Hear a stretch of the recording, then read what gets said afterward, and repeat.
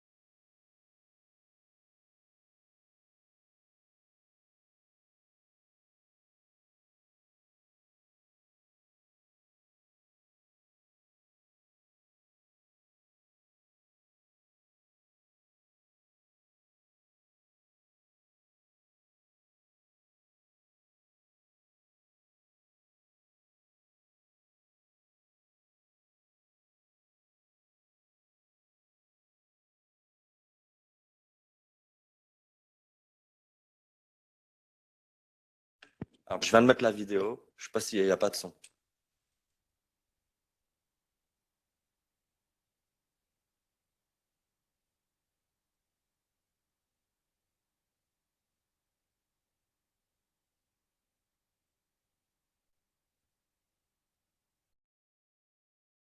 We finally have a date for its publication, the second half of 2026. So it might be natural to ask, why do we need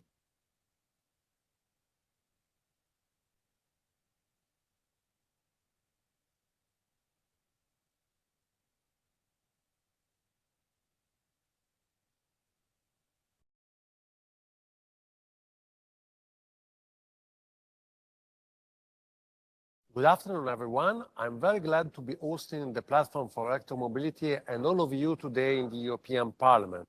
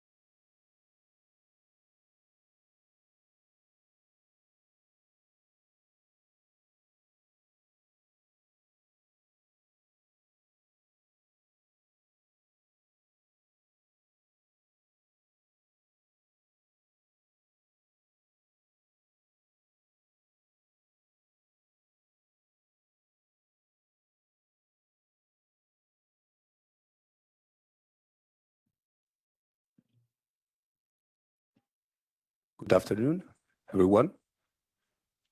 I think we can start. I present myself. I'm the moderator nowadays, and I'm Francesco Naso. I'm the Secretary General of Moto-C. This is the Electromobility Association in Italy. I thank you, Kinga and Theo, and the Platform for Electromobility for the invitation, MEP Maran for the organization and his staff.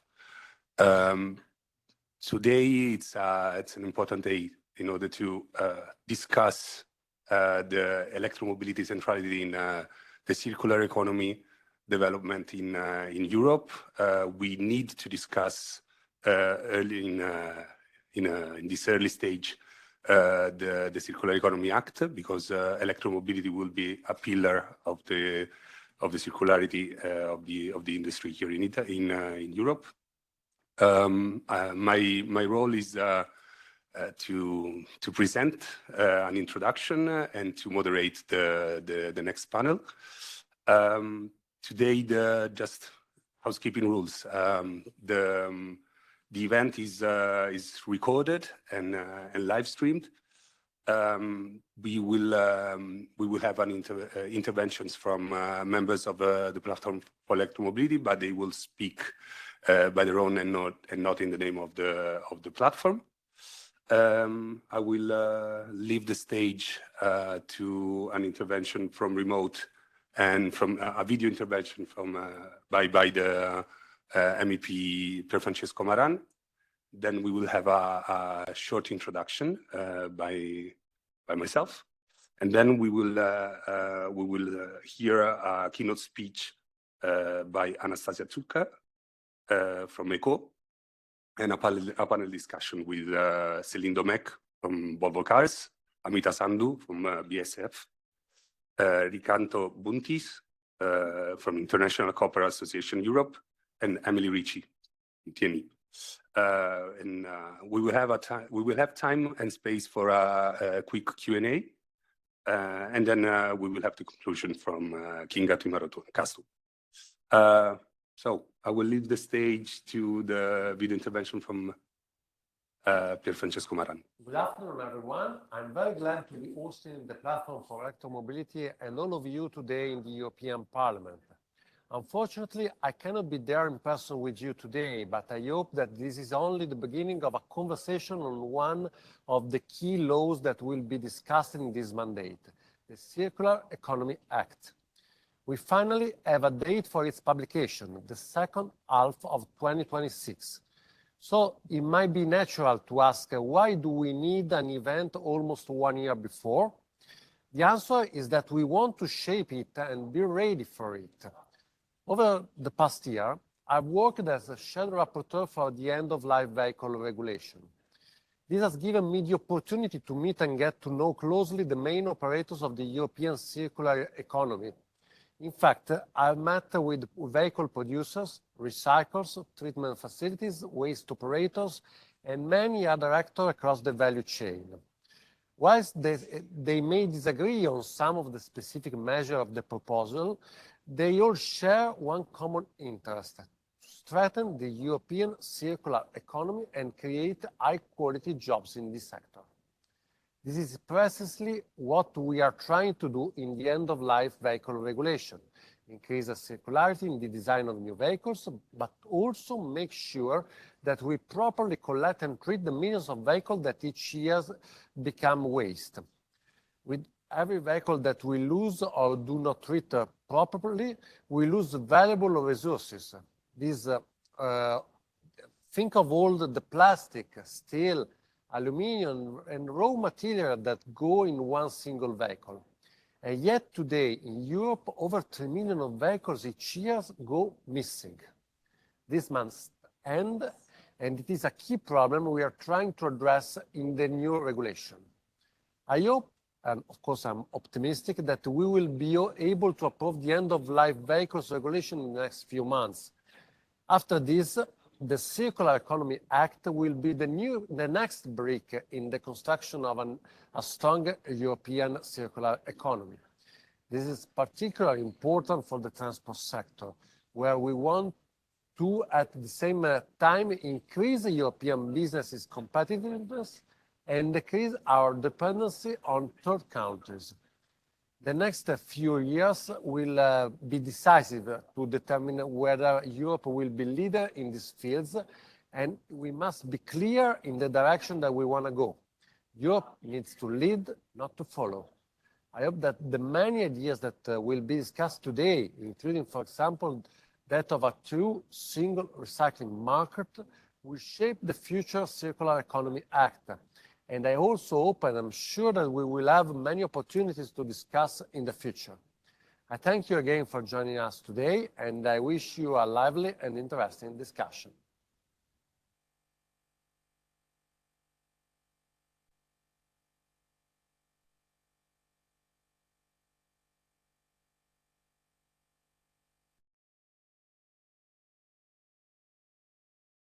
Here you can find the QR code for the joint paper made by the Platform for Electromobility on circularity and some indications and suggestions for the Circular Economy Act. So you can download it. And we will start with, just keep it a bit, just a minute. I will start with an introduction. It wasn't expected, so I hope I will be fast enough.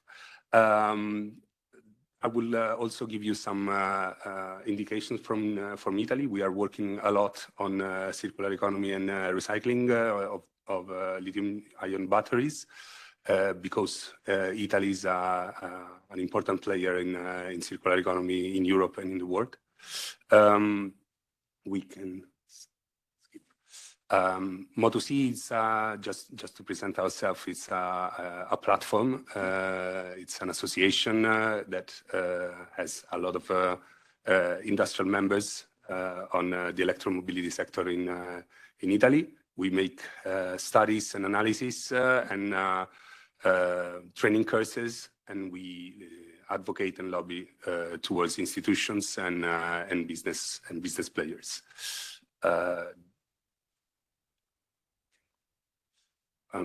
As you probably all know, the future is electric. We can see the market performance in Europe, even if someone is not happy with the market shares. We reached BEV plus PHEVs 27% of market share year to date in 2025. 18% is BEV. Also in North America and South America, it's growing, as you can see, respect to the previous year. And in Europe and in Asia, the ICE-only solutions are lowering their market shares. So there is an evident and strong reduction in ICE-only solutions and applications. Why we are talking about electromobility and circularity? Of course, first of all, resource recovery. It's an important matter for Europe. We are not super rich of materials, and EVs contains not only critical raw materials but also recyclable metals, plastics, composites that can be recycled. We can reduce the waste significantly, and we can also have a huge economic opportunity in growing EV market with creating high-value jobs and reinforce the European position on the critical materials sector. We identified 3 pillars of EV circularity. Of course, first of all is energy efficiency with 100%. Sorry. I don't have control of the slides, so as you can see. Energy efficiency, first of all. So with the 100% renewable powered vehicles, we can eliminate completely the combustion losses, and we can avoid wasting almost 70% or 75% of the energy we put in vehicles. Second life batteries is also an opportunity, but we have to look at the benchmark, at the compromise with the recycled material requirements that are asked by many different laws and norms in Europe. And of course, material recovery. It's the third, probably most important pillar to talk about today. We are developing new technologies that can actually recover 95% of lithium, cobalt, nickel, and also iron and phosphates. How to scaling up? Because we are in a limbo. We don't have enough volumes. We have to invest to be ready. We are seeing that we are missing some capacity to be ready for 2030 volumes. But we need also to have future-proof facilities in order to be flexible with the technologies development that we are seeing in the electromobility sector.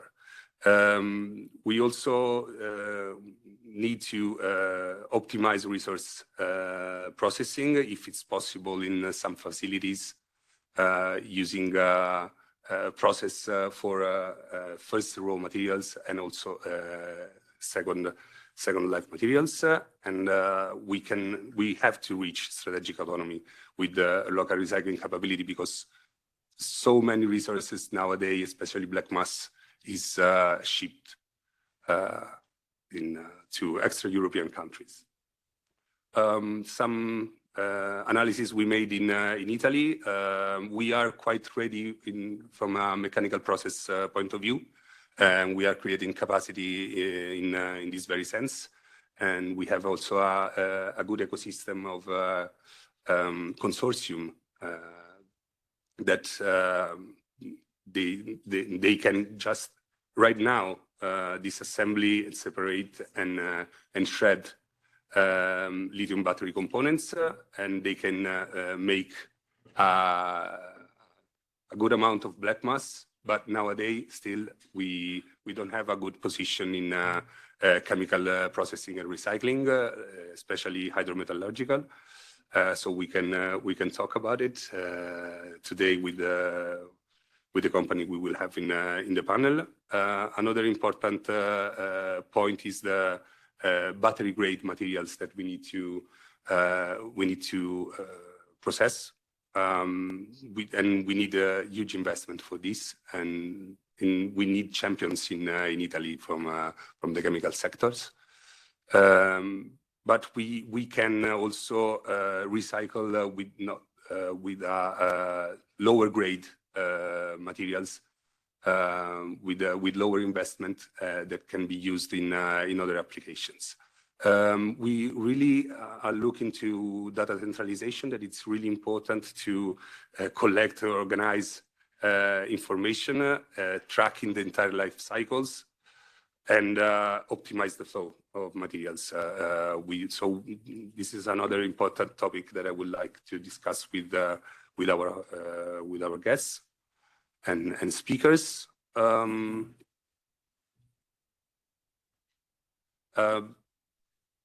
We have some market prospects in Italy that it's interesting. We have almost 30 kilotons of batteries installed in EVs nowadays in Italy, and we will reach 40 kilotons in 2030 per year. So it's a good volume, but not enough. We are not the most advanced market in Europe, so we will need to collect also other batteries at the end of life. I will give you a framework of policy recommendation for circular economy in transport sector. Of course, we need advanced recycling infrastructure, prioritizing investment in new technology for recycling. We need flexible local content targets. So we need local content targets, but we need to be realistic together with the requirements of recycled materials in battery regulation and in other norms.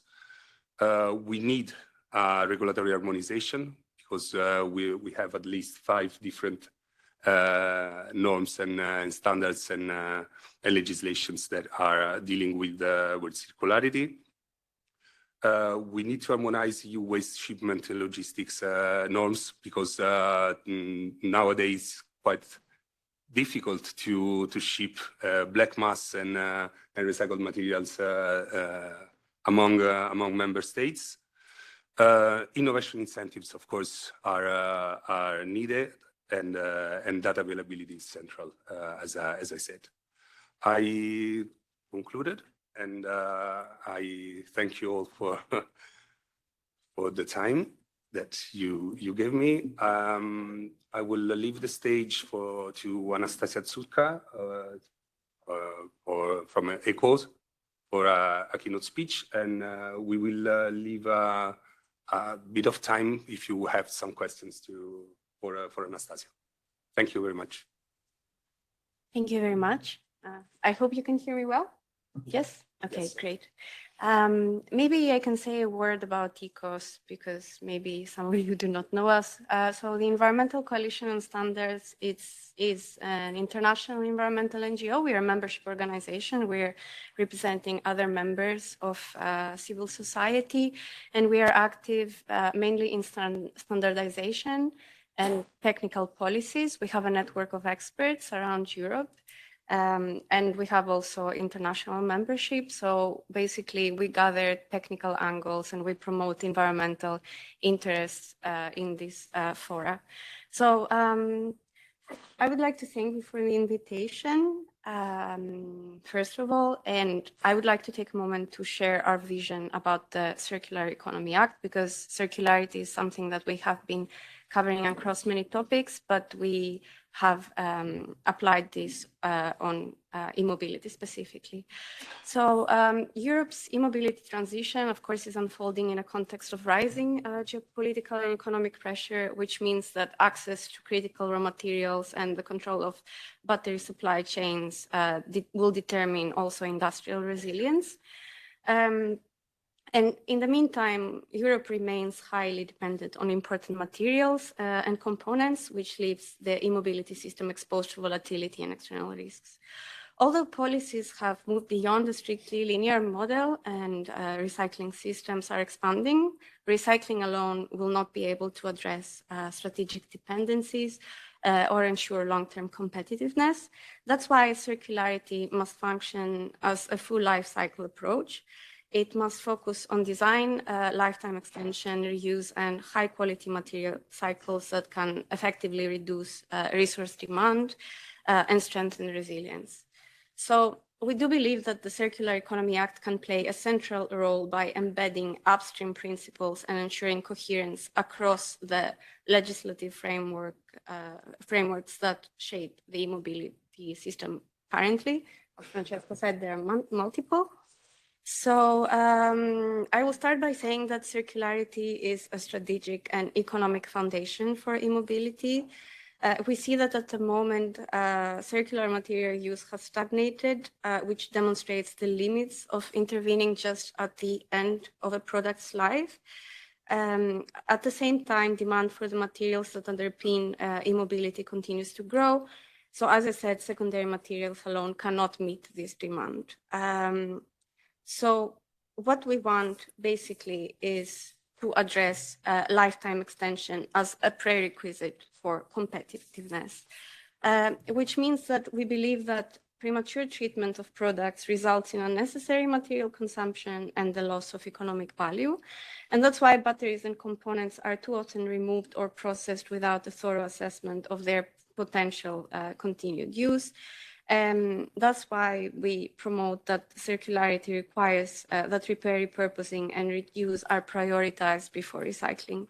Independent actors must have access to real-time state of health information and diagnostics. Spare parts and software updates must remain available to ensure continued functionality.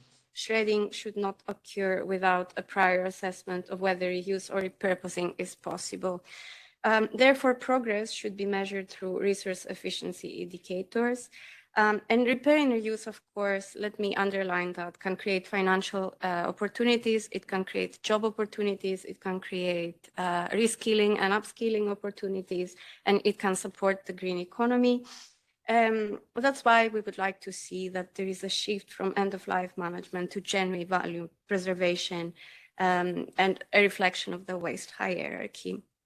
At ECOS, we believe that the way to support this is design. That is the core level for circular e-mobility, because a significant share of environmental impacts is determined at the design stage.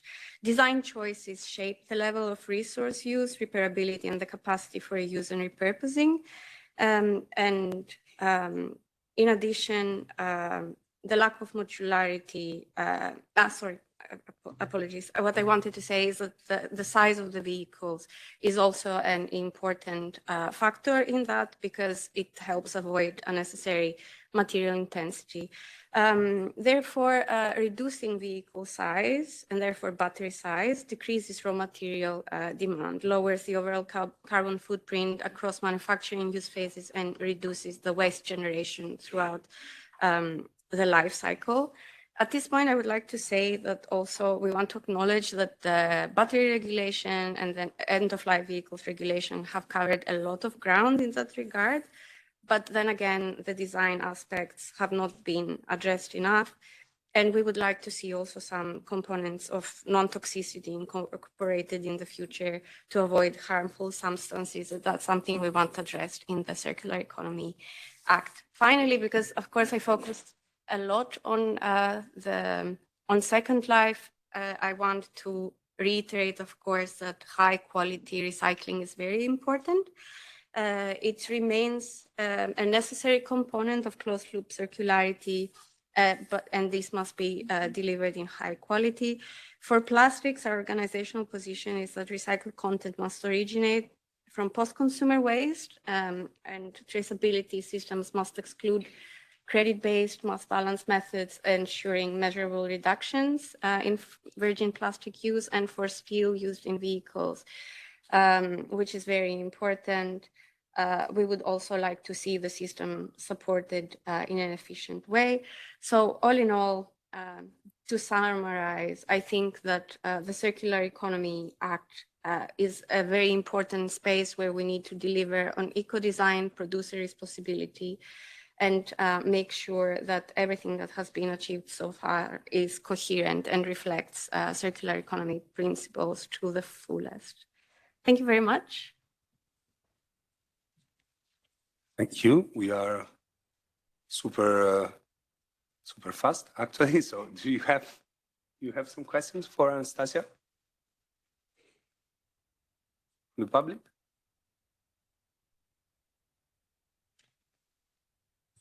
Me, I have only one question concerning the Second Life battery.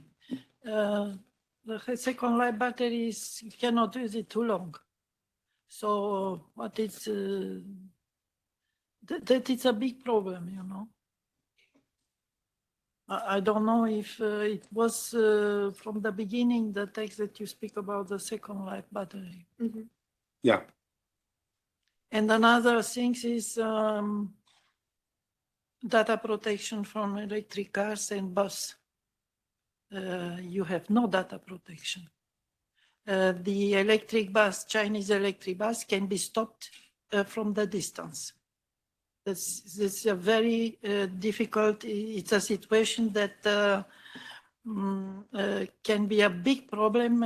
For example, if Russia attack a NATO country, you don't know what China will do in this situation. That is one. Another thing is all the picture, all the information that the Chinese electric car are sending to China. Is no. Okay, thank you. I don't know if you want to answer back, just to be sure I got it. From the data perspective, we are working hard on cybersecurity. As you know, there are many acts and legislations. I don't think this is the right place. Maybe we can talk later about it. I don't want to avoid the question, but we don't have time enough to face this specific topic. About second life battery, I don't know if you have any clue, but second life batteries. Was the question on feasibility? Or? Yeah, I think so. I can put on how long can you use a second life battery? It depends on the remaining lifetime of the battery. Therefore, batteries are being evaluated after their first use, and you can see how much life the battery has remaining. And of course, like after a specific percentage of lifetime, like even if it's 60%, the battery most likely wouldn't be sent to their use phase. So batteries that are being reused are batteries that still have enough life to function for a long enough time without failing, let's say, to put it like in non-technical terms. And then, of course, there are other things that can be done with a second life battery, like repurposing, used for stationary storage and other types of things. So having a battery from a vehicle can serve other purposes in the energy transition in general, in the context of electrification. So we're talking about also, what our clean mobility can do for other sectors too. So I think that's a lot of value there.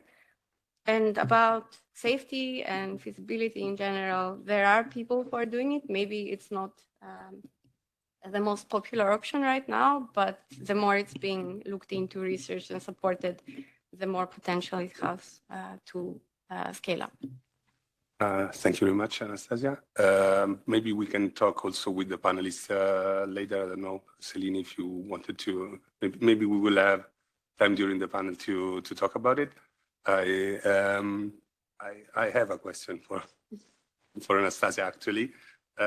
We are looking for the brochure here made by the Platform for Electromobility. So the steps to take toward 2035. We are talking about the second step, so recycling, but you mentioned the smaller and more repairable vehicles. How do you think this small EV initiative that are mentioned by the European Commission will, in this sense, embrace this first approach? What do you see? In general, I mean, our reaction is that this is a very positive step.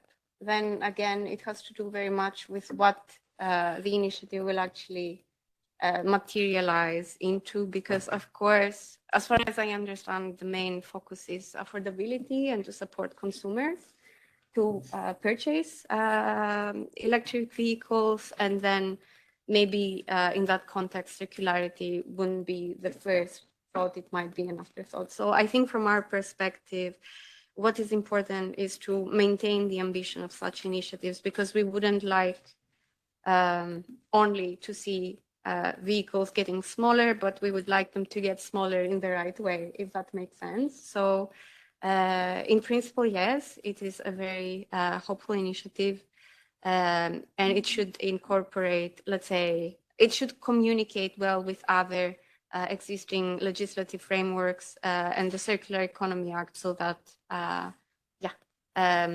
let's say, we don't just downsize in the wrong way, because of course we might be repeating errors of the past in how we approach the product that is like a vehicle. I mean, I have in mind cars most, mostly. So if other people who are working on other types of vehicles have other opinions, then that's perfectly welcome. Thank you very much. Other questions for Anastasia? Okay. So we will have more time for the panels. Maybe you're happy for it. Unfortunately, the DG Environment cannot be here today. Our apologies. So they had to cancel the participation last minute. But if you all want, you can contact Aurel Ciobanu Dordea via mail. He's available and can answer back to your indications, suggestions, and also, I think, criticalities.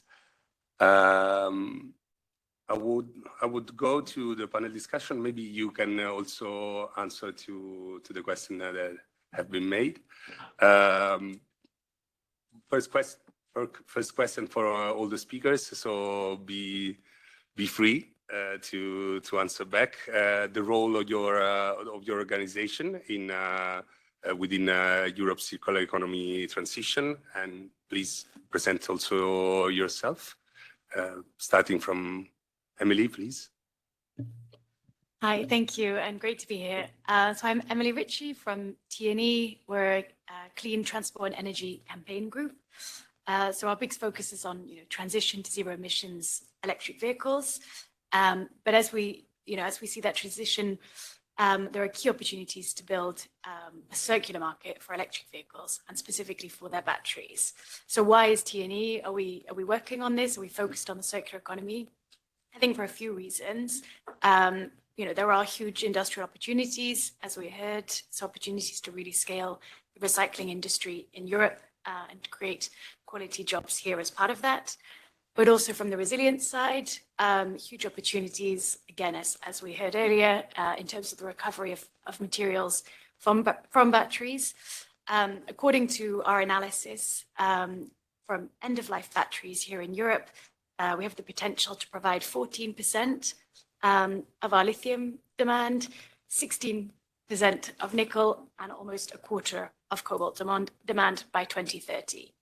And then finally, on the emissions side, of course, opportunities to reduce the overall emissions of a car, making EVs even cleaner, specifically when we're looking at sort of steel and aluminium. So when it comes to the Circular Economy Act, the reason we're here today, we see real opportunities that the Circular Economy Act sets out measures to really scale recycling industries and recycling capabilities in Europe. So a few of our key asks are on recycling content targets, whether that's for steel, aluminium, or batteries. We're really making sure that those are made in Europe, local recycled content targets. When we look at batteries, our analysis shows that we have the feasibility to meet those requirements here. And then I think we've heard lots already on sort of the exporting of black mass and also on simplifying intra-EU waste shipment rules. Thank you. Thank you very much. Ricardo? Thank you very much. And also from my side, Ricardo Buntis from International Copper Association. And thank you very much for the invitation. It's great also from my side to be here. Now I would like to start by presenting a little bit the International Copper Association Europe. ICA EU and ICA Global represents companies involved in mining, smelting, refining, and high-quality recycling of copper. And we have 34 members, which are responsible for over 50% of the global copper production.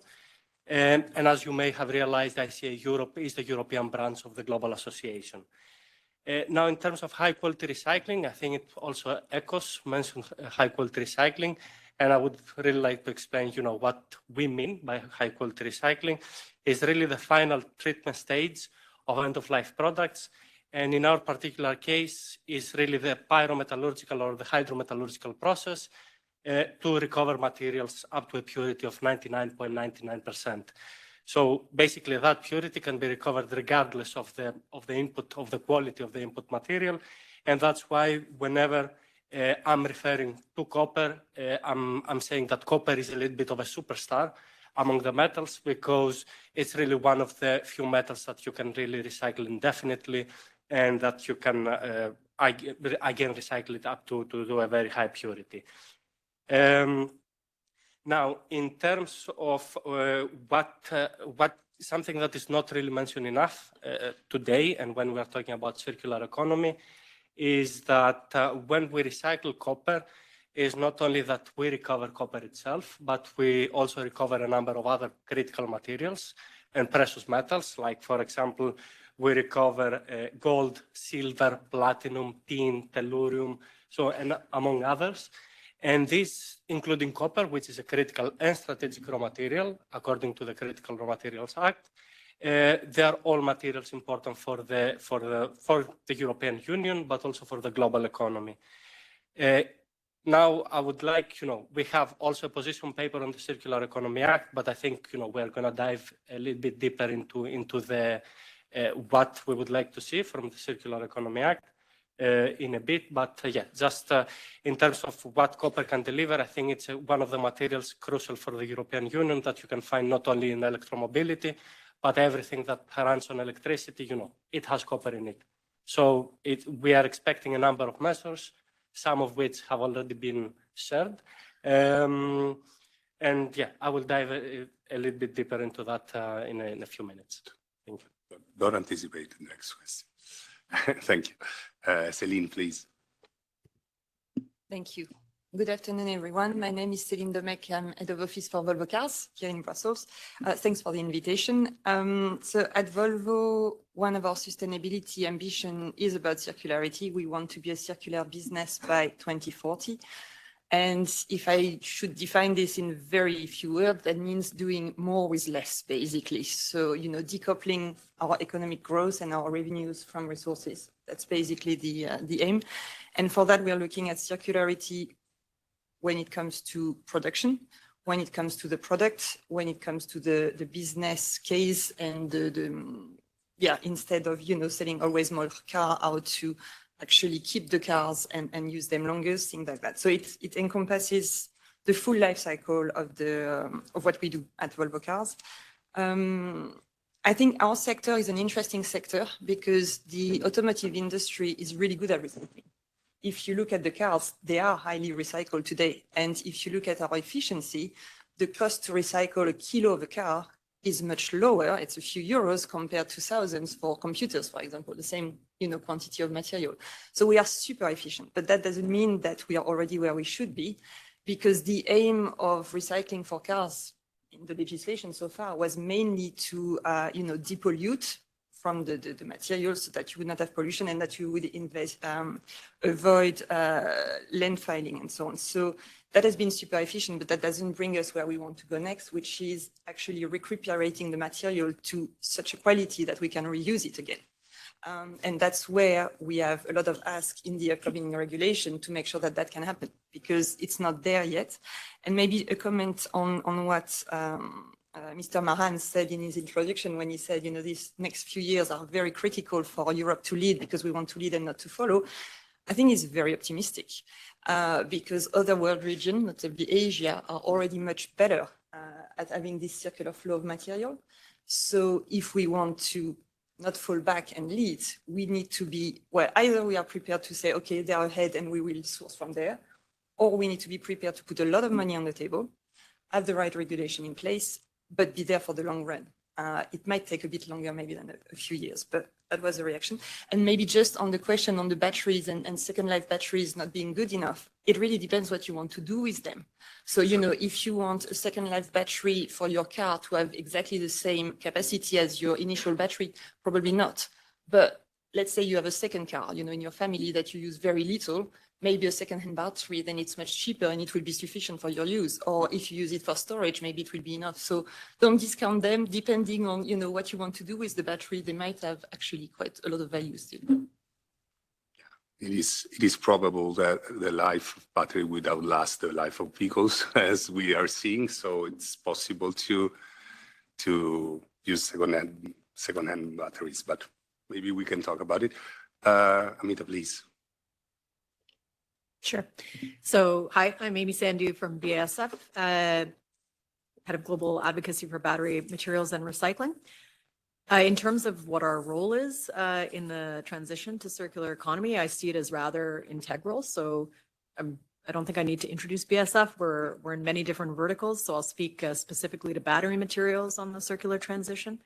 We're a midstream player, so we produce the cathode active material as well as the precursor to that. And then we specialize in the processing of end-of-life batteries, electric vehicle batteries, so the black mass production and the recycling. So what is our contribution? I mean, our contribution is really the enabling recycled black mass to be used as a feedstock for that precursor and CAM material, which effectively substitutes virgin raw material and increases the share of recycled content in end-of-life batteries. Thank you very much. So I will start from you for the second round. Oh gosh. Take your time. We know your expertise, your technology expertise. It's crucial for Europe for the circular economy activities.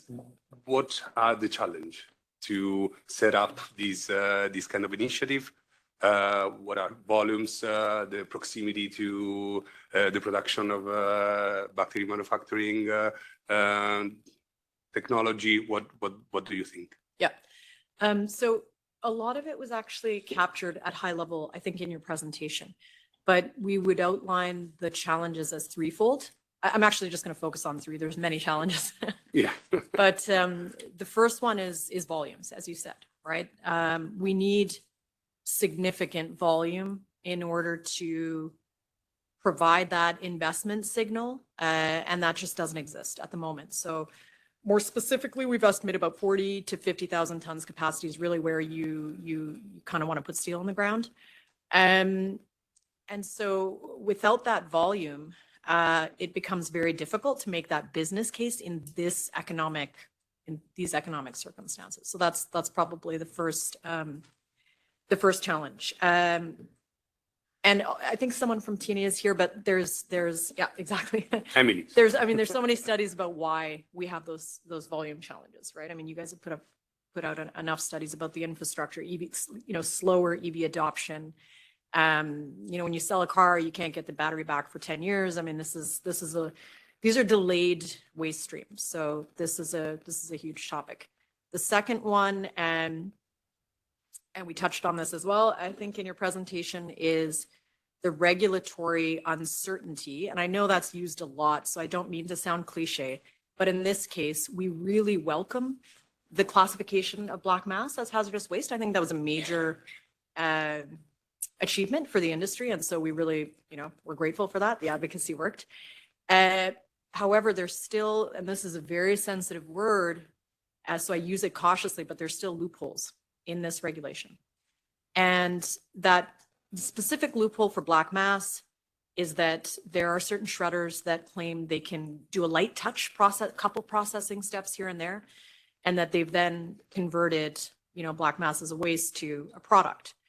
And there's no real verification of the quality of this product. It's very difficult to enforce at a member state level.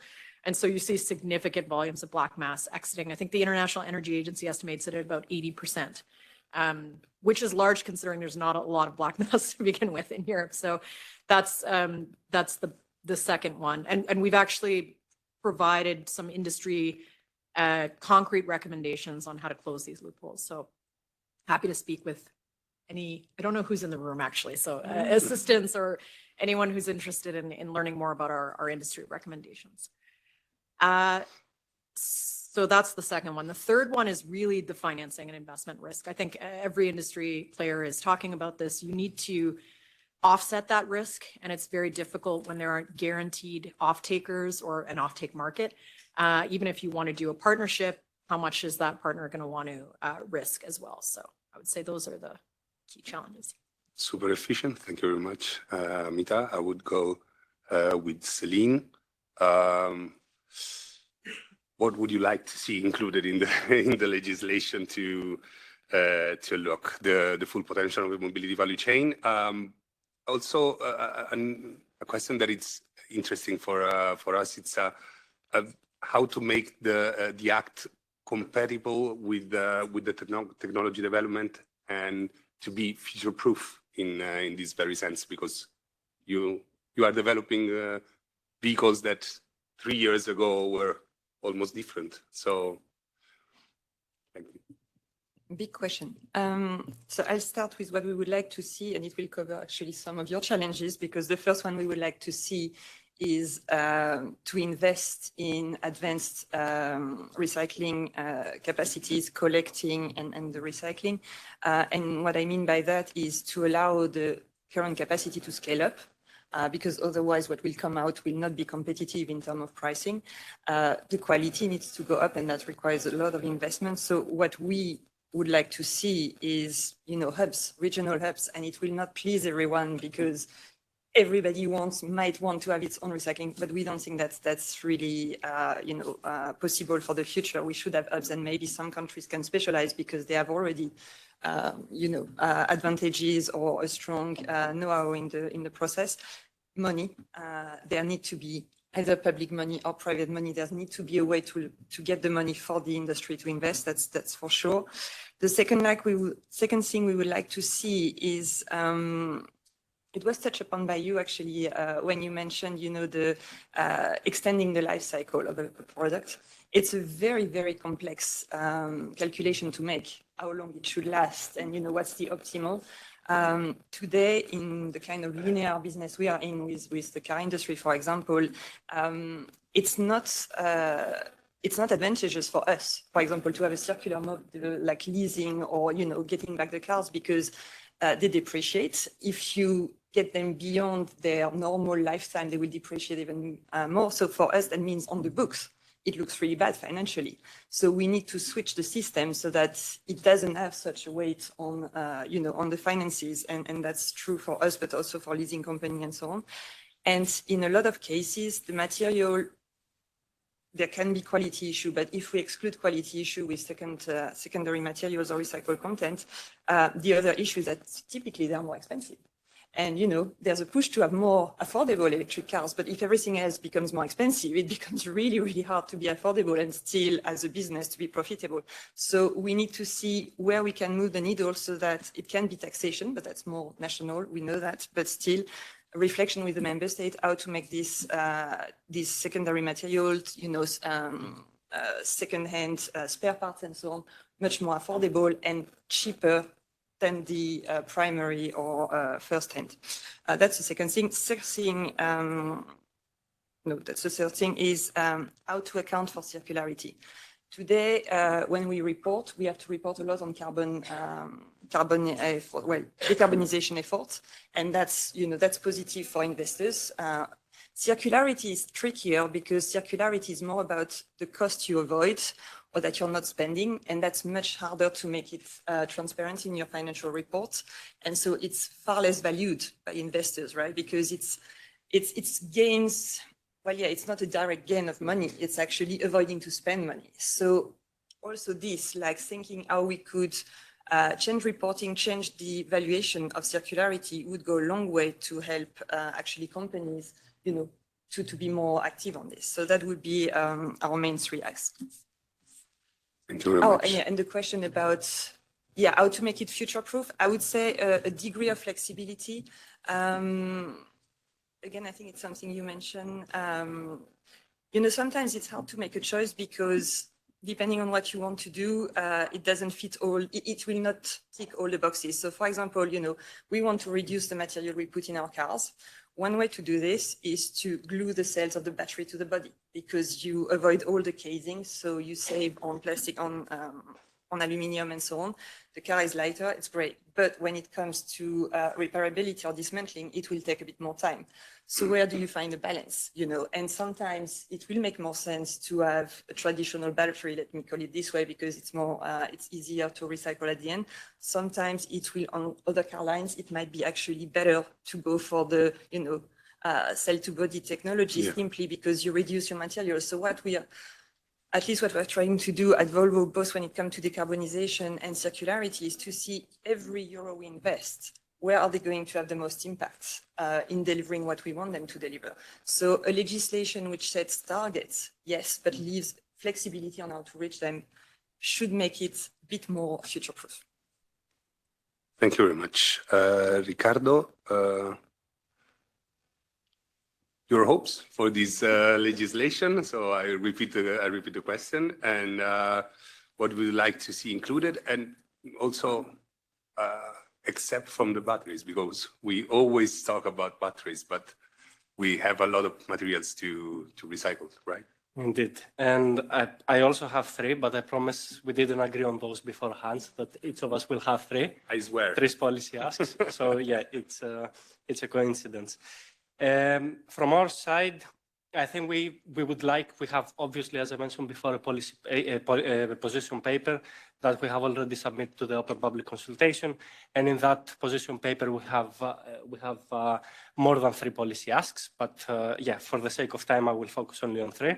So in our opinion, we have to go to the very basics. So basically, what we would like to see is simplification and harmonization of waste legislation. So when I mention waste legislation, again, the very basics is the Waste Framework Directive. Now, the Waste Framework Directive is the main piece of legislation that governs how waste is managed. You know, the different end-of-life products are being managed at the end of life. But the problem that we see today is that by being a directive, is being implemented differently in the different EU member states.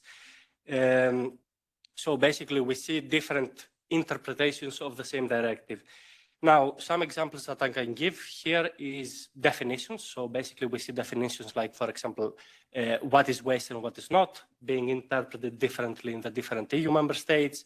We see end-of-waste criteria, the same thing. We see byproducts, hazardous or non-hazardous. So all this, we see differences across the EU 27.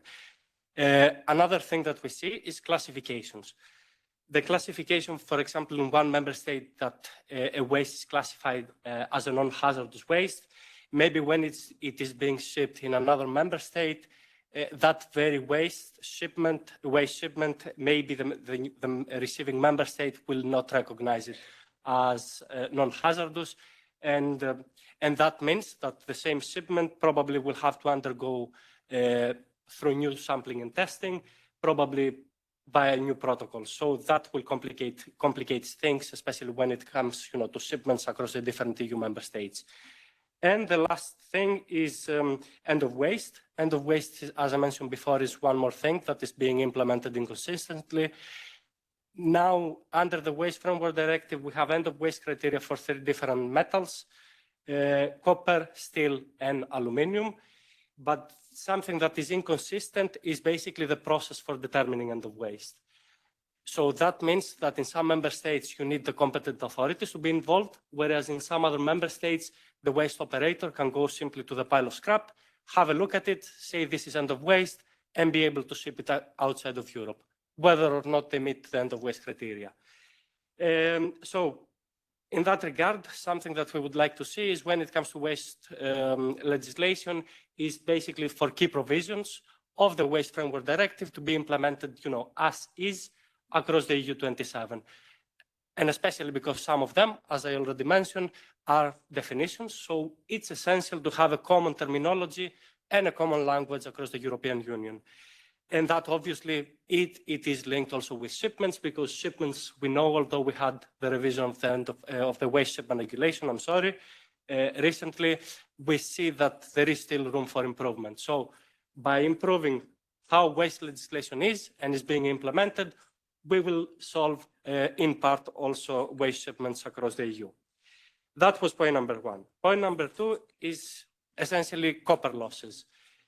I'm talking about copper because this is the industry I represent. So today we see that many end-of-life products, and in this particular discussion, I'm going to talk about, electromobility and end-of-life electric vehicles are being processed at the end of life together with other products, like, for example, e-waste.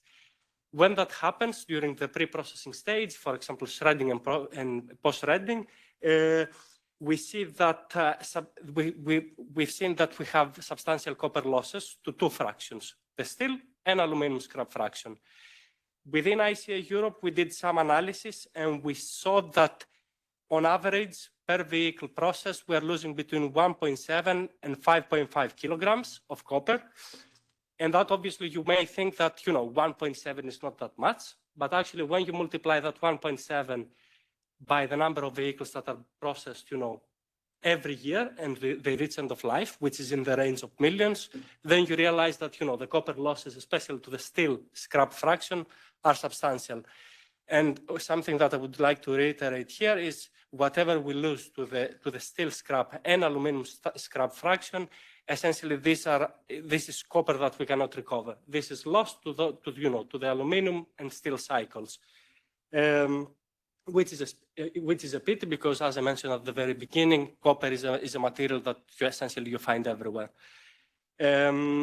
So what we would like in that regard is to basically the Circular Economy Act and other piece of legislation that will come together with the Circular Economy Act, like for example the revision of the WEEE directive, to introduce limit values for the copper impurities in those two fractions, like for example the steel scrap and aluminum scrap fraction. And obviously something that is essential, and we have to talk, it's a big elephant in the room, and we have been repeating, for quite some time, is again alignment. Similar discussions we're having in the revision of the end-of-life vehicles directive that now, is almost at the finish line.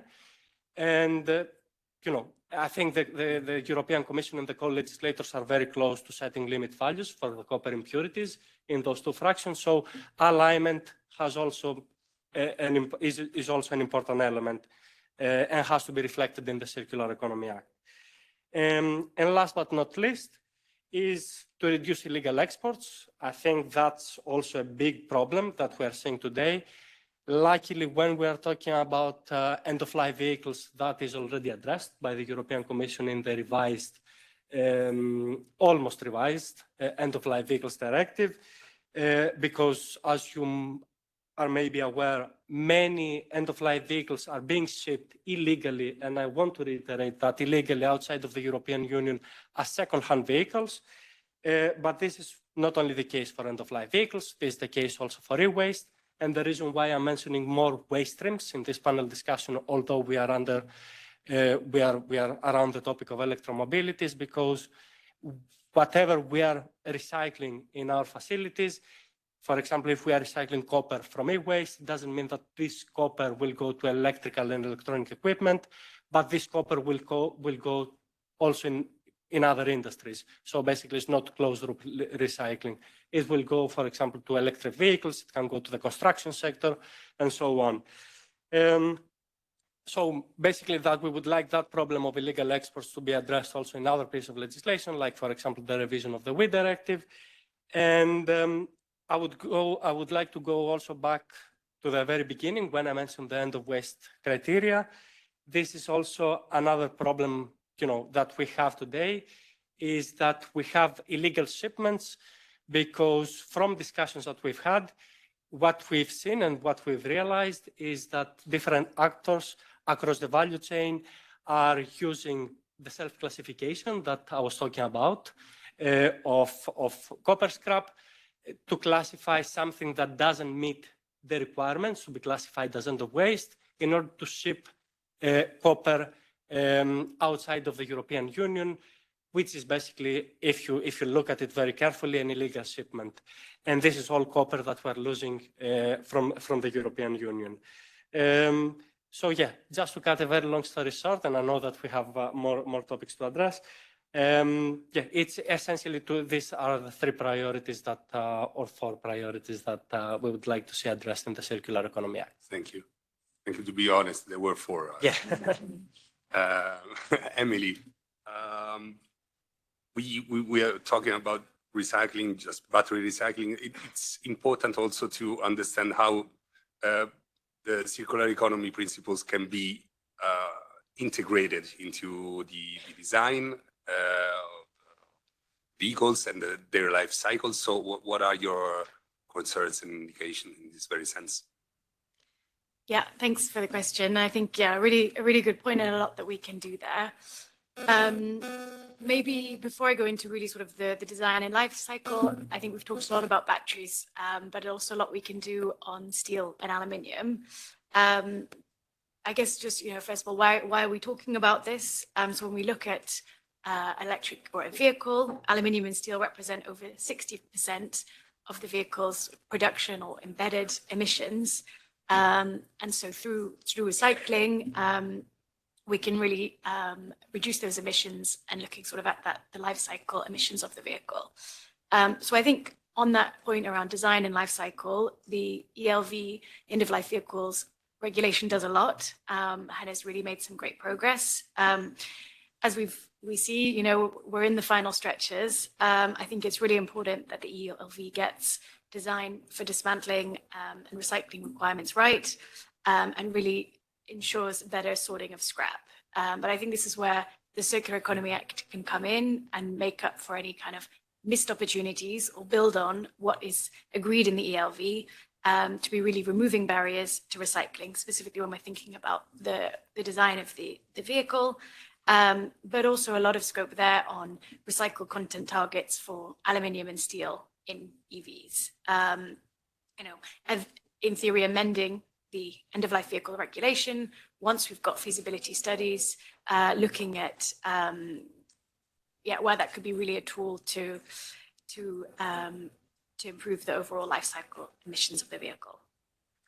So I think that's just, for us, a few areas where we think Circular Economy Act could focus beyond batteries. I think we've also heard a lot about the limiting material shipments outside of the EU. We've already heard there's been some quite good progress on aluminium, but potential for that to be extended further as well.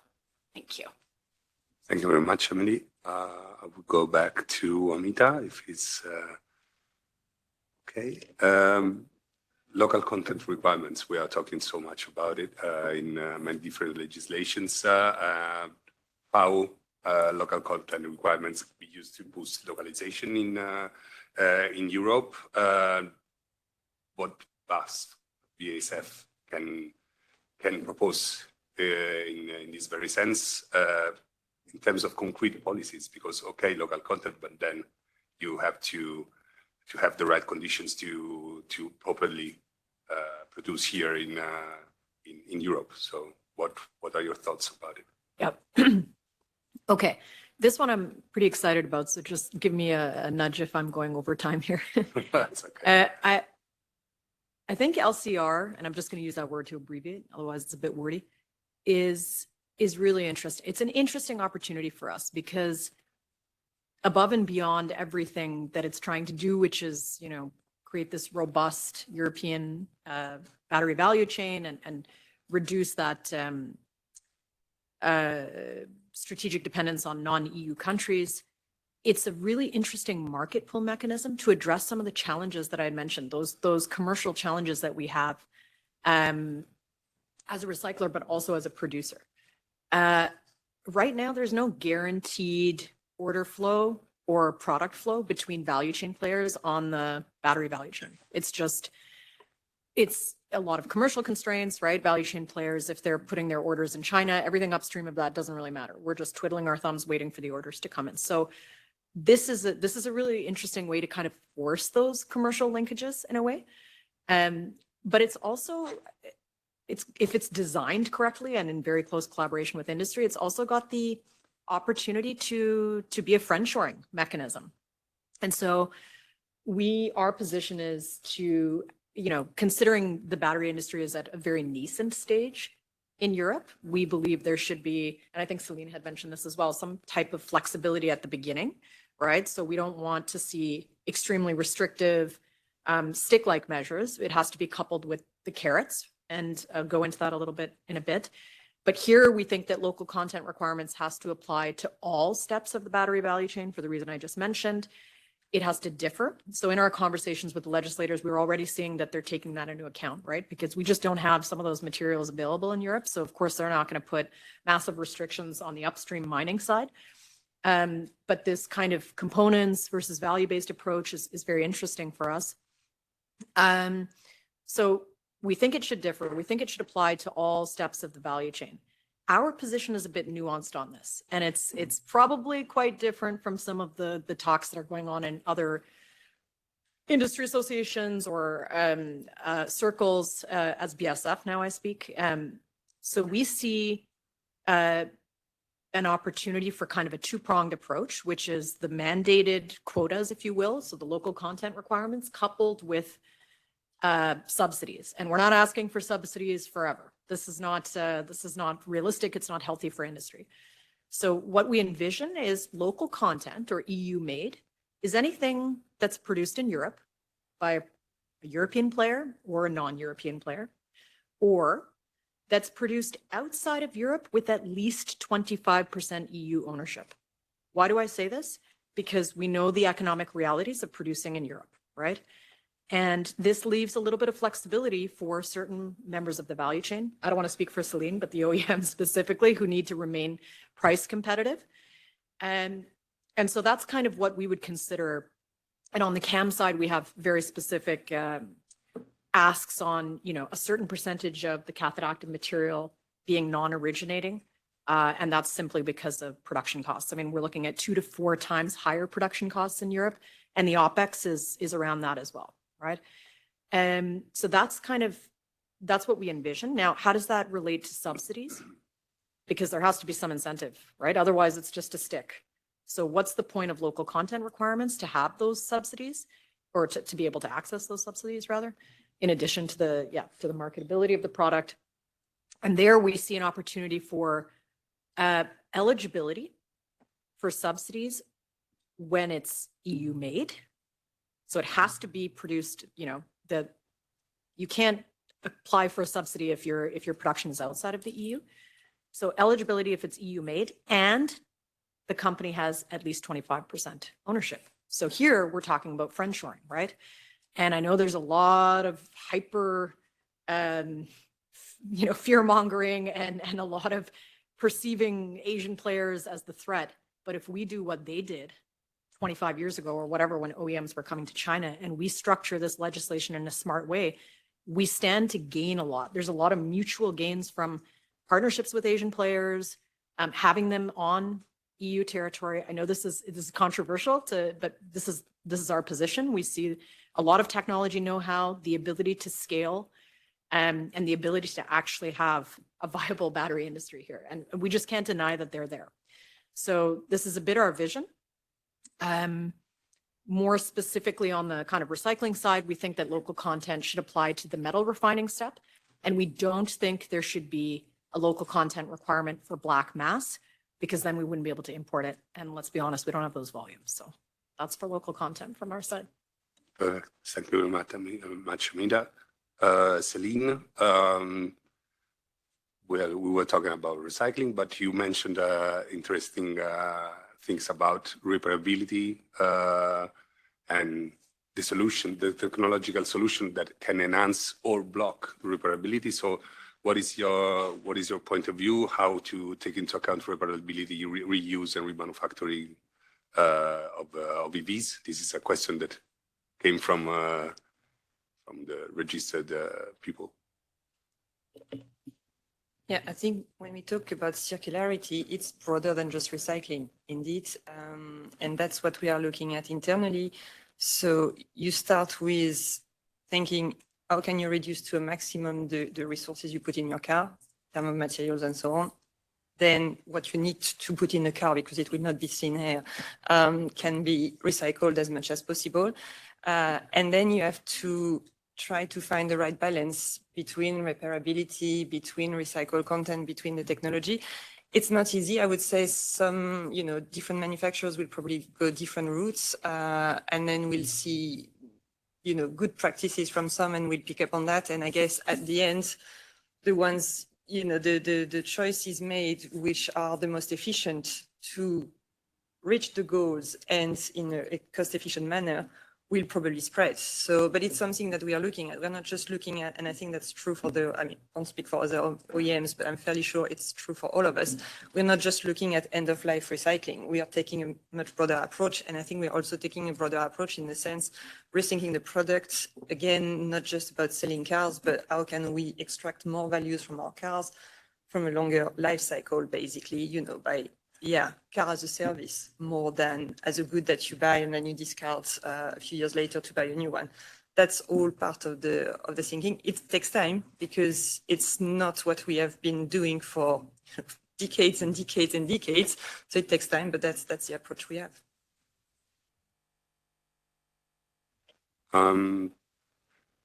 Ricardo,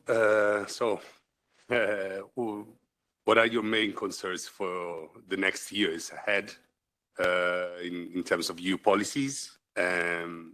We have many different dossiers. We need harmonization. We need circularity and recycled content requirements. What are you afraid of? Thank you very much for the question, and I think it's a very interesting one. I think I will be brief here.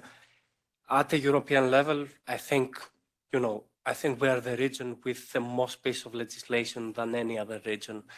So what I would like to go back to the very beginning when I was saying about simplification, and one of the concerns is that now we're undergoing through a simplification process and harmonization process with the different omnibuses, plus with different proposals like, for example, the Circular Economy Act and the revision of the WEEE Directive, and others to come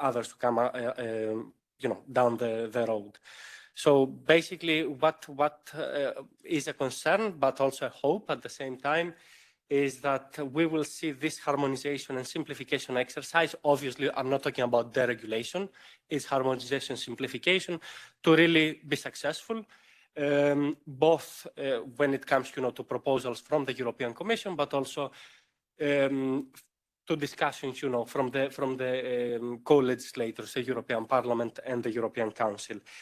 And of course, in some piece of legislation, although we are all in favor about simplification and harmonization, I think it's good to leave some flexibility to the member states, because we have also to take into consideration that different member states have a different geographical landscape, they have different conditions and so on.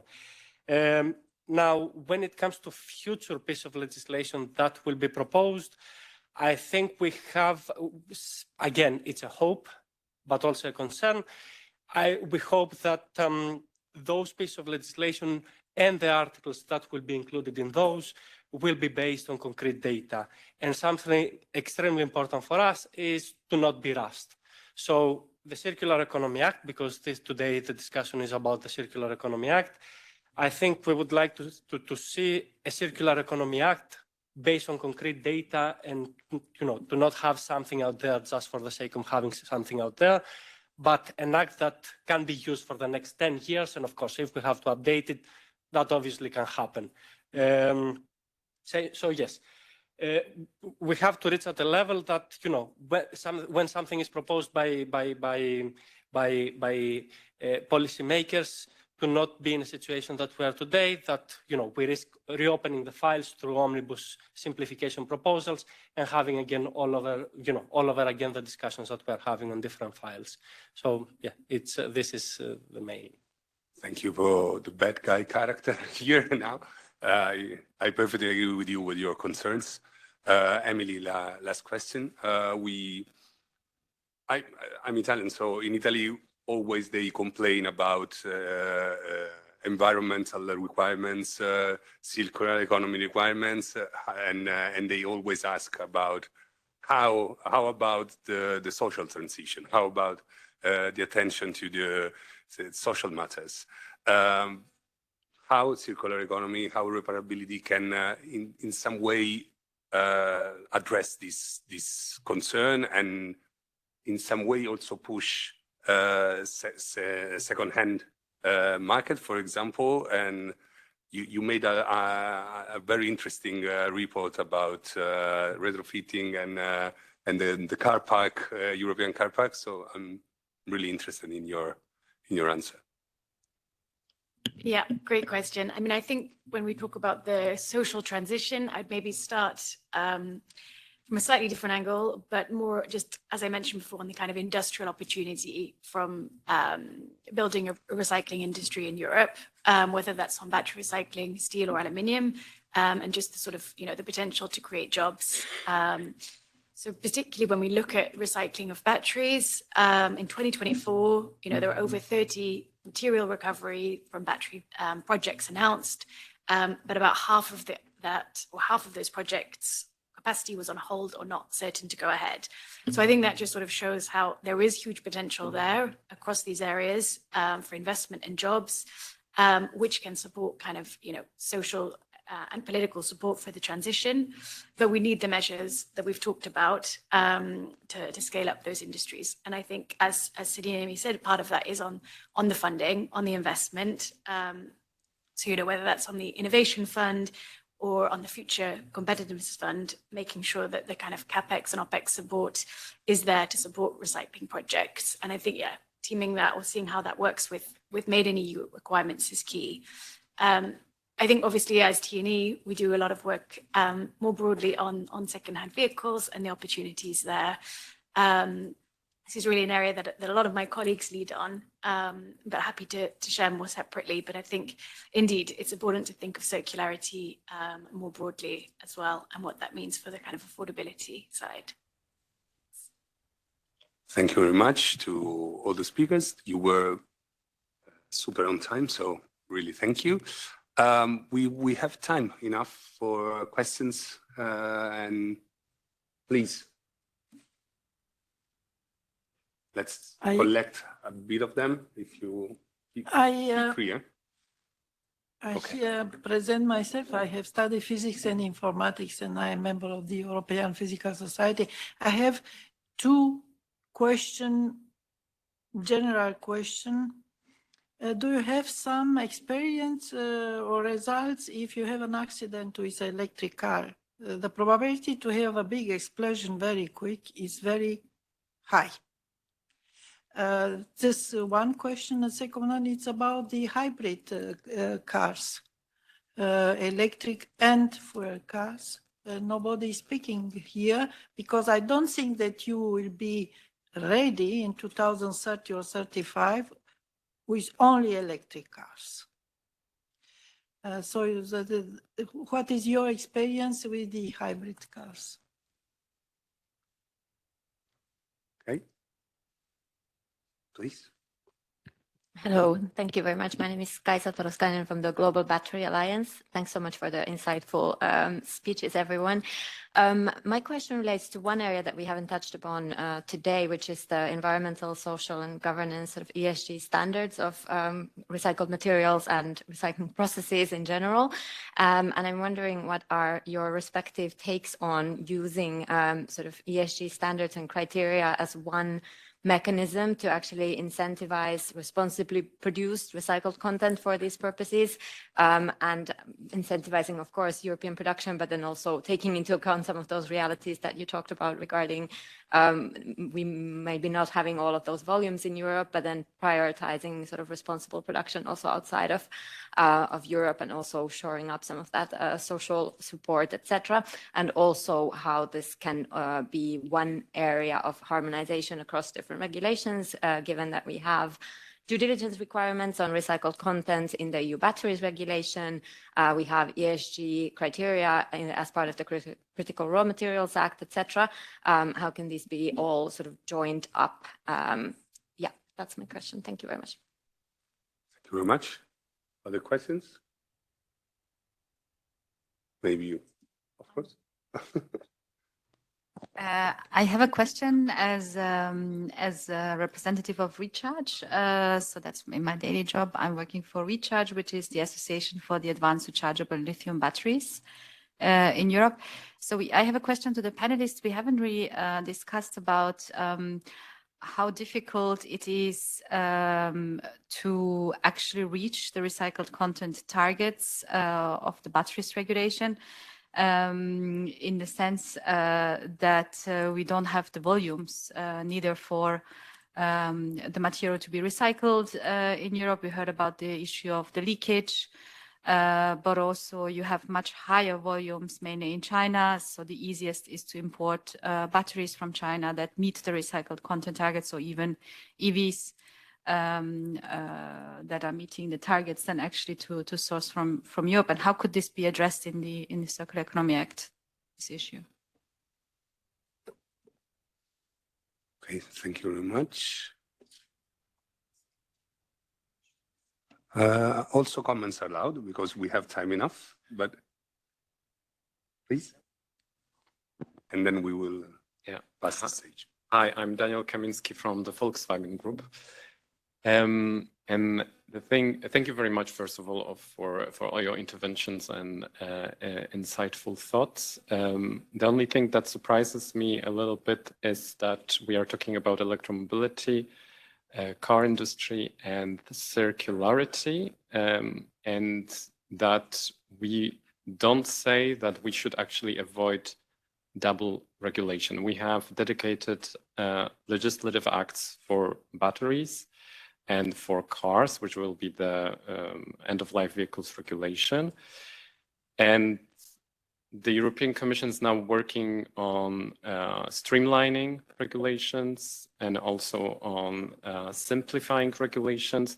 But what kind of, I mean, at least this is my impression, we wouldn't mind, I mean, the panelists or everyone who has spoken here today wouldn't mind having additional requirements for cars in an additional piece of legislation. So this is a little bit surprising to me. I think, and our approach is that if we want to regulate something on batteries, please do that in the batteries regulation, because we as economic operators, some of them are big, some of them are small, but we need one place where we just can check what kind of requirements we have to follow. And the same as if there are supposed to be any requirements for cars, it should be in the end-of-life vehicles regulation in the Circular Economy Act. However, what we would like to see in the Circular Economy Act is to tackle certain horizontal issues. And two of them, and I think it was touched upon, is repair as produced principle. So sometimes we have, in order to extend the lifetime of a product, so it doesn't refer only to cars, and this is why Circular Economy Act is the right instrument to do that. We should be allowed to produce spare parts that fulfill requirements on the time of the production of this product. It is especially important for batteries and software-related requirements. The older batteries might not be even compatible to fulfill certain software-related requirements. So if a customer would like to have a battery exchange, they cannot do that because you cannot produce a battery that doesn't fulfill the software requirement related requirements. So this is one point. And another, and here this is where I will stop. Extended producer responsibility schemes. We are talking a lot about single market, and this is one of the biggest barriers on the single market, where we have 27 actually national rules on extended producer responsibility. So maybe you have also some thoughts on that. It would be interesting to hear. Thank you. Thank you very much. I would stop here because we have a lot of things to say. What do you want to? Who wants to start? Okay. I'll try to hit a couple of them quickly because I know that we're running up against time. But yeah, sorry, I forgot your name, from GBA, Kaisa. Kaisa, so your question about ESG standards for recycling, we actually address this in our industry guidance paper. I think one of the, and you're right, it is also a competitive edge, let's say, for European Union. I think one of the difficult things is how do you verify that in different jurisdictions, right? It's very difficult to verify. I mean, we did address this a bit when we're talking about creating more watertight legislation to ensure there's no loopholes. And so what that would look like in theory is like the destination country for black mass, they have to provide some kind of attestation that says that, you know, not only does it reach XYZ quality, but there is equivalent occupational and health standards. How does this look in terms of enforcement? It's quite difficult. So I don't say that we have the answer to that, but we have proposed some high level recommendations. To Kinga, on the recharge question, I think it's a great one. And what I would say is that the way it could be addressed is potential targets for local recycled content, which we haven't actually delved into too much, right? We've talked about recycling efficiency, recycling material recovery in the battery regulation, but what would it look like to have additional requirements for local recycled content so that we circumvent that challenge of having recycled batteries from China?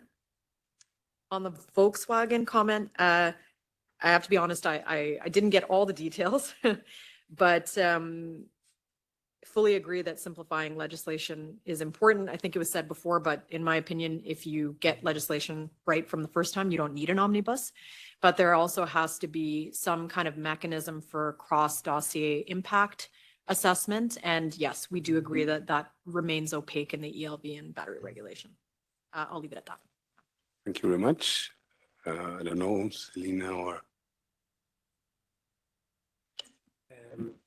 Thank you for the questions. I would like to start with the first question. When it comes to ESG standards, also our members, all the members involved in mining, smelting, refining, and high-quality recycling, they also address ESG standards. And actually, if you have a look at our website, they are also Copper Mark certified, because obviously both health and safety and environmental conditions are extremely important for all our members, whether they are located in Europe, but also outside of it. And of course, because it's a work in progress, I think, ESG standards are always evolving over time. Also, our members are working to improve as much as possible the way they comply with them, because again, they are Copper Mark certified, but also how they can go a step further. So yeah, I hope I answered this question. When it comes to the second question about recycled content targets, as an international copper association, we are not in favor of any recycled content targets when it comes to copper. And this is really because we see that whatever is being recovered at the end of life is being immediately reabsorbed into production processes. So we don't see the need to have mandates for copper that risk disrupting an already well-functioning value chain. And also the European Commission has repeatedly said in the past that for very well-functioning value chains like the one we have for copper, there is no need to introduce any recycled content targets, whether we are talking about the Circular Economy Act or we are talking about batteries and waste batteries or end-of-life vehicles directive and so on and so forth. Double regulation. I think that's an absolutely important point, and this is also what I mentioned during the points that I presented. I think harmonizations and simplification are important for all of us here in the panel, if I may call it like that, and I think for many other stakeholders, outside of this room. And indeed, when it comes to the battery regulation and the Circular Economy Act, because you gave these two examples, I think these are two very good examples for which the European Commission has already mentioned that when we have product-specific legislation, these requirements for those products will be addressed in this product-specific legislation. So we hope that requirements will not be duplicated in the upcoming Circular Economy Act, and I hope that the European Commission is also aware of that. For EPR schemes, I think the European Commission is already working on harmonizing EPR schemes. In general terms, although there is a specific association dealing with EPR, in general terms, we are in favor of harmonization, and also we are in favor that when, for example, the recycling process has a negative monetary value, of course, some monetary contribution has to take place in order to have a very well-functioning circular economy. But when it comes to electromobility, I think most of the materials included in cars, they have a very high monetary value. So I think, this is maybe a more relevant topic for other streams, like, for example, plastics. Thank you. Emily, Selina, do we want to add something? I'll go in really quickly. I mean, I think just on the first point around sort of the transition to EVs, obviously for TNE. Thank you very much, because nobody was. Yes. I think, see anyone that knows TNE staying strong on the 2035 targets is a key priority, and having that strong regulatory framework will be key to making sure that we achieve that transition. Maybe specifically on hybrids, I think based on our analysis, plug-in hybrid EVs pollute as much as petrol cars, so we really don't see that as the solution. Coming back to you, Kinga, on recycled content, I think agree the recycled content targets need to come with other measures. So, one would be around limiting exports of black mass.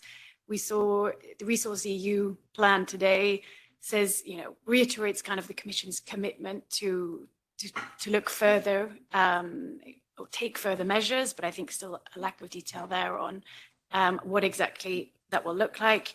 And similarly, I think options for the Circular Economy Act to amend the batteries regulation recycled content targets, so this would be locally recycled content targets, could seek to avoid what you're saying about where we just risk importing all recycled materials.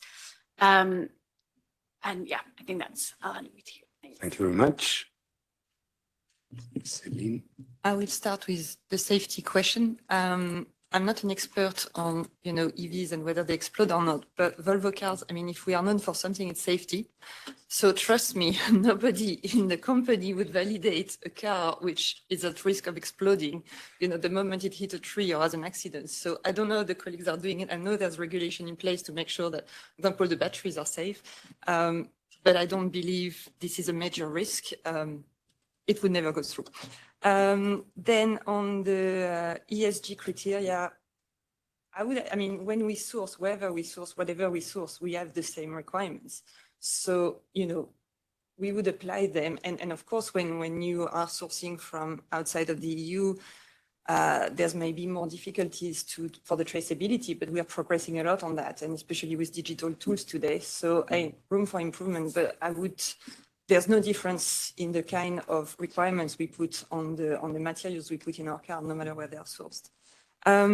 How difficult is it to reach the recyclable content target? Yeah, but that's a very good question. And that's why we're always very cautious about this mandatory content for anything, because it's like having a crystal ball. You need, when you set the content, you need to know, will it develop as planned?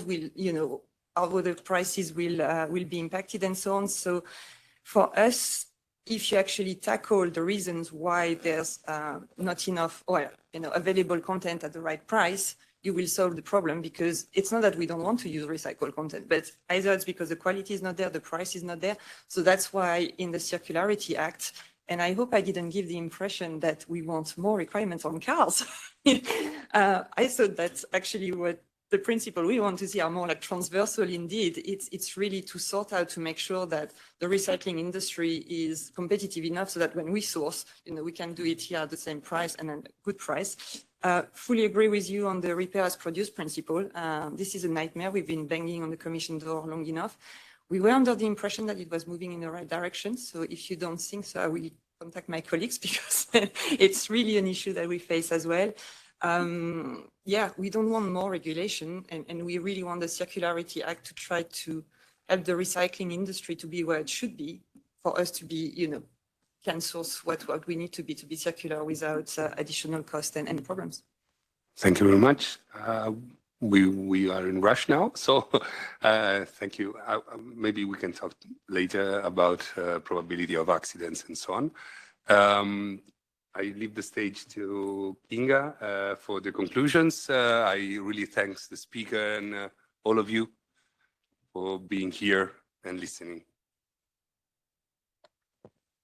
Thank you very much. And thank you as well to all the speakers and participants today for all the really valuable contributions, and also for the hosting MEP and his staff to have made this possible today on behalf of the Platform for Electromobility. So I would invite, for those who are interested and haven't seen yet, the Platform for Electromobility papers on this topic. There has been actually 2 this year that were presented. One was in January, a strong European recycling ecosystem for electromobility, which actually tackles all the low-hanging legislative fruits to how the existing legislation can be leveraged to build this recycling ecosystem. And then the Circular Economy Act paper, which was presented in November 2025. You can find all this on the website of the Platform for Electromobility. And I will just conclude with the 3 key asks from this last paper on the Circular Economy Act. The platform's key recommendation for the upcoming act would be, first of all, that we need to scale up Europe's recycling industry. So that's the first expectation. We need to have a rapid development of industrial scale pre-processing and high quality recycling to be facilitated in Europe, and particularly for EVs and EV batteries, as the capacity is very low today for the expected volumes to come, and we need to invest today. Otherwise, if we are too late, the waste streams coming back in 2035 will be dealt with elsewhere, not in Europe.